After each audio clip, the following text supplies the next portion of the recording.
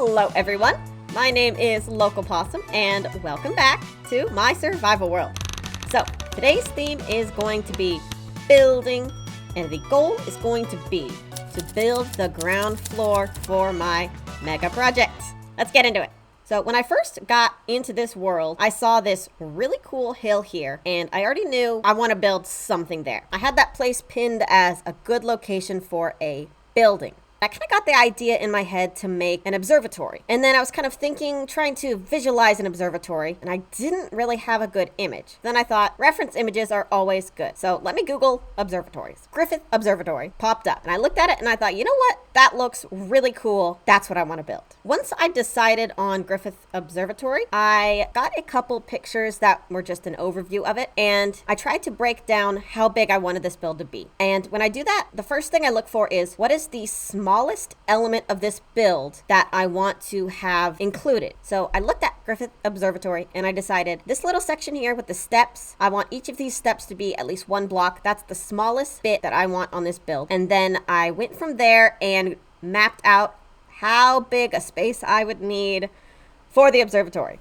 And that is how we ended up with the large purple square. First thing before I start building was I had to get to taking down the mountain in order to build the structure, because I didn't want the structure to be bigger than the mountain it was on. Obviously that wouldn't make a whole lot of sense, nor would it be very practical. So around the purple edges, I'm going to add some terrain so that the building isn't bigger than the hill that it's on. But to do that, I needed both resources and space, both of which I needed and could get from tearing down part of this mountain. Let me sleep so I don't have a creeper fall on my head. It's not a good way to start an episode. Originally, I was going to tear it down to this level right here, which was Y104, just because I thought it looked a little bit better. View-wise, it gave the buildings enough time to be tall, but not be too tall. Then I thought, oh, you know what would be nice is if I just had ground floor right here at Y100. That way, all of the buildings can be above and all of the terrain can be below. It'll be a really nice, simple way to keep track of height. So let's say I need to build a tower that's 35 blocks tall. Cool. I will go to Y135. It was a little tedious actually getting the last few levels, because even though I've got one beacon here and one beacon over there, they only got about 80 to 90% of the area. So a lot of the time I was having to dip in and out of the beacon range so that I had a little temporary beacon effect while I was mining outside the zone. So it definitely took a while, but I have more resources than I've seen in my entire life. It's unfathomable. It's so many. It's so many blocks. I have 2 double chests of shulkers of stone. What is that? How's it? I've been possessed by the spirit of a groundhog or a mole. I've done so much mining. I've also got quite a bit of grass and dirt. It's so much. I did the math and I've mined like 195,000 blocks of stone. That is absolutely insane.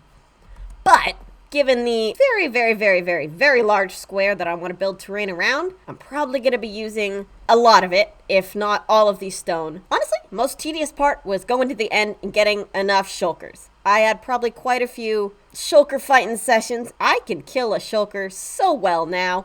And I think I've got at least 200 shulkers, which sounds like something a madman would say.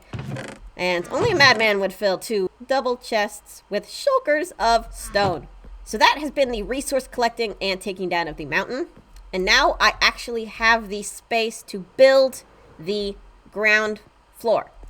But before we dive into that, I want to address a couple fun little features that we have going. You may be looking at this weird moss ball that you saw me start at in the video. What is up with that? Well, I got a trident long ago that had channeling in it, which means I can hit things with lightning, which means oh my god, that was scary. Woo!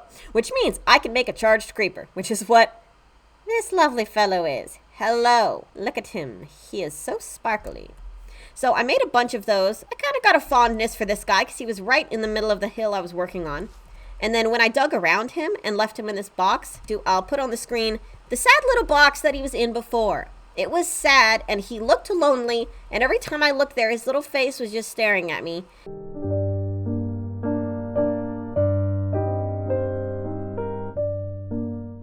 and I thought, oh, he needs a little habitat.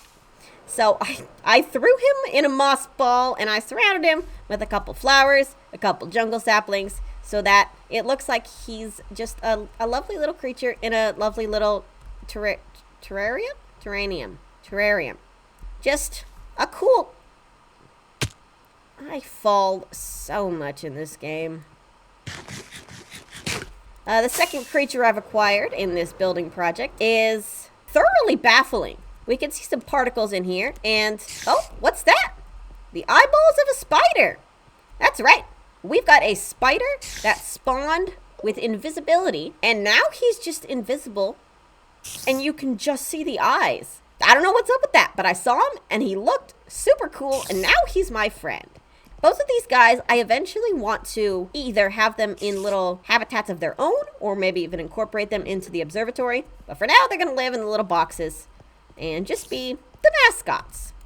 Now that we've kind of met the friendly fellows of the workspace, let me give you an outline, both literally and figuratively, of what the ground floor is actually going to mean. So the ground floor of the Griffith Observatory build that I want to do is going to be within this purple square. And the buildings are going to take up a majority of that. And the pink outline is where I want the edge of the terraforming to be. Because like I said, the island it's on needs to be bigger than the build itself. So the outside terrain is going to be made up of almost all stone and natural blocks. I considered doing terraforming to make a really cool cliffside with a bunch of different colors or textures, but I realized the terrain is not the centerpiece. The terrain is a supporting factor for the build, so I really want it to look pretty standard and blend in with the base island that I have going on behind me. But I want it to look probably a little nicer, but it's still going to be made up of mostly stone and grass and dirt, because again, it's not supposed to be the main focus. The main focus is going to be the building. What I'm going to do is, and this is probably a bit overkill, but I think it's going to help me a lot in the future. I'm going to build the line around the pink and purple where basically ground zero is going to be. I've mined down to Y level 99 along here. So if I build a layer of blocks along here, that is going to be Y100. And I'm going to expand that and fill it in completely with terracotta so that I literally, for my build, have a ground zero on which and below which I can do all of the building. And in addition to just the layer of terracotta, I want to have a rough sketch of the buildings themselves on the terracotta so that I can see where they're going to be, so that if I want to make some adjustments to the edges of the terrain, I can do that before I've started building the terrain. I want to get the buildings outlined before I start on the terrain, so that I don't end up getting way too deep into the terrain and the terraforming and then realize way down the road once I start the buildings, y'all beans, this is bad. I got to take down all of this terrain and rebuild it. So I want to get the outline and the ground floor built first, and then we can hop into all of the cool building stuff. So first step of the plan, make a wiggly little island-shaped outline and then fill that in with terracotta. Like I said, I've been possessed by the spirit of a mole, and I've had fun digging dirt. It'll be nice to actually place something for a change. It's time-lapse time.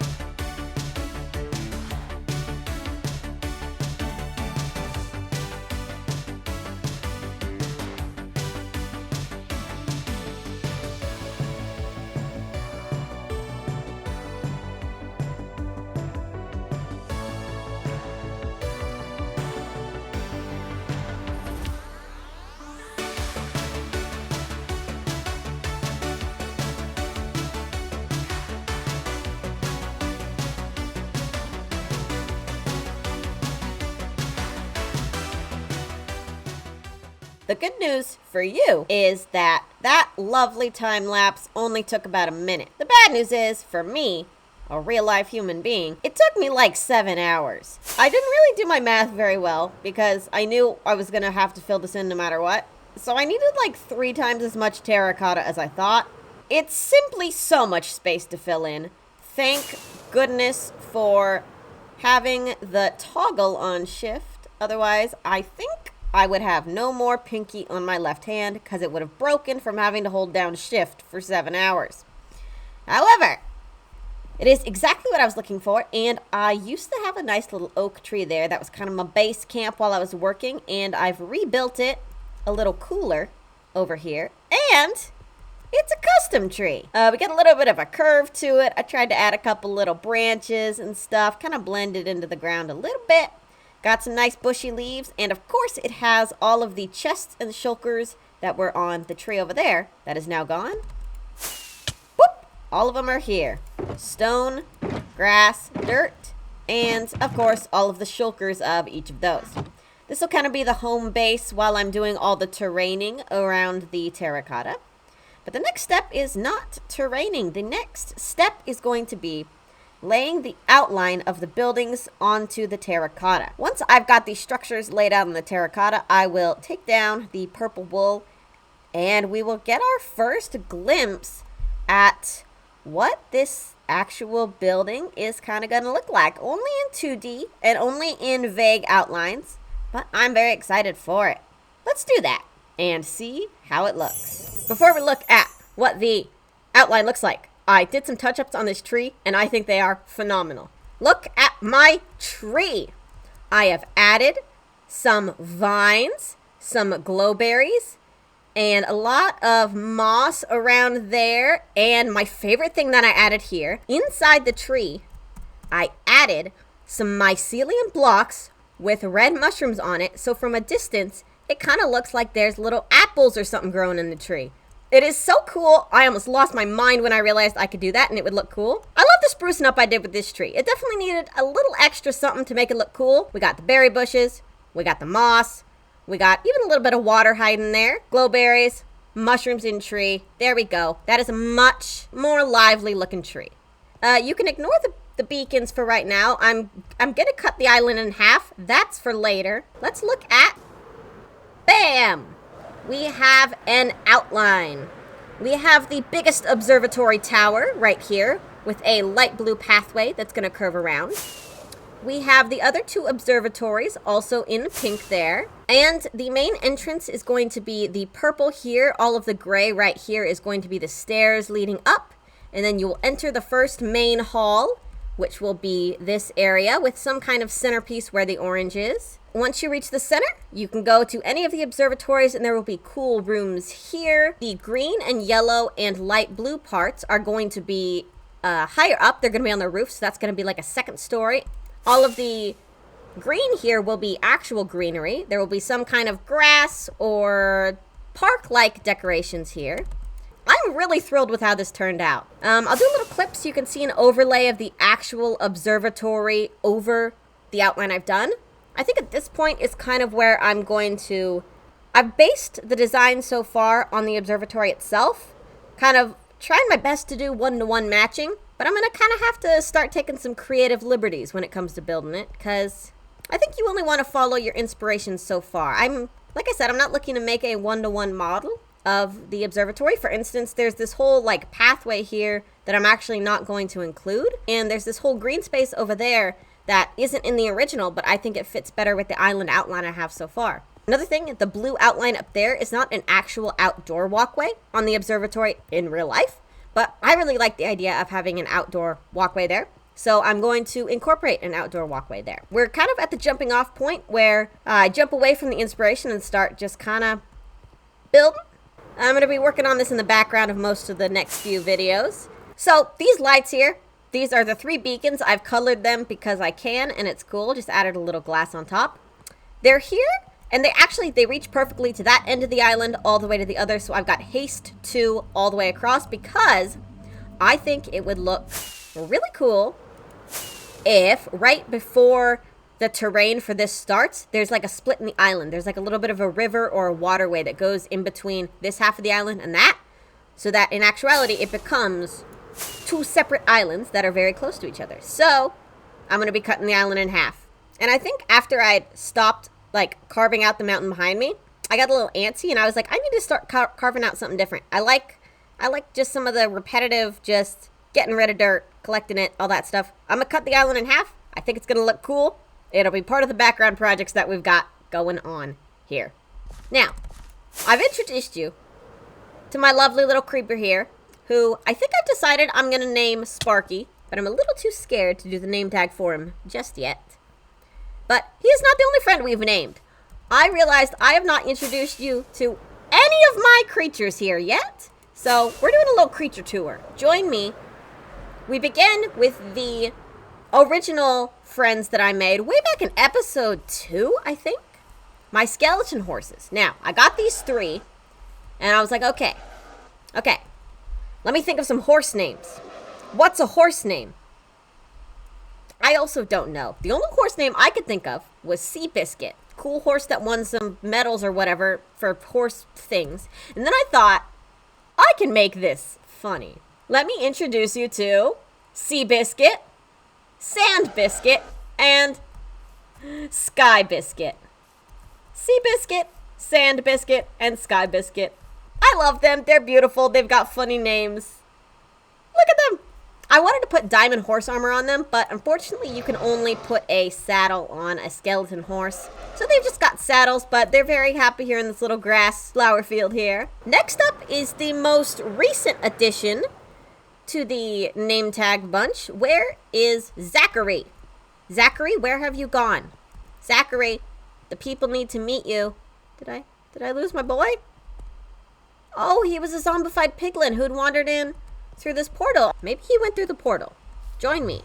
We're looking for Zachary. Maybe he breaks through leaf blocks. Who knows? I'm not a zombified piglin. Zachary? Zachary, where did you go? Don't make me go into the code of the game to look for you. I don't know how to do that. I don't have time to learn coding. Looking in my replay mods for Zachary. So I was trying to figure out where he went. He was right there. When he gets re-rendered in, let me show you. Instead of popping up here, where I last left him, he just pops up in the ocean. Hello, Zachary. You worried me very much. I'm gonna go see if Zachary is still in the water like I saw on the replay mod. That is a cool fish. Sorry, pause. That's a very pink fish. Anyway. Zachary, my boy, my sweet boy. Hello. I don't understand why you're in the water. I'll have to see if there's anything dangerous for you, but if you can breathe underwater, which it seems like you can, I guess you can live here. I don't mind. That's okay. Zachary, acquired. He's an ocean boy now. I don't know why he crawled into the ocean, but I'm gonna leave him there. Maybe there's secrets in the ocean he's gonna uncover. Maybe he'll befriend the fish. Who knows? Ooh, maybe I can get him a dolphin. Zachary, do you want a pet dolphin? We'll talk later. I'll get you a dolphin. Oh, I never explained the brown mushroom cows here. Okay, so the only way you can get a brown mushroom in Minecraft is, number 1, by breeding red mushroom cows. And it takes like 2,000 of them. It's super rare to get the brown one. Or you can get it struck by lightning. And one of my red mushrooms was struck by lightning all on its own. And then I was able to breed it and get more. But the original brown mushroom cow that was just randomly struck by lightning is Jupiter's champion. Jupiter being the god of thunder. And I thought that was a fitting name for a cow that was chosen by the lightning to become a brown cow.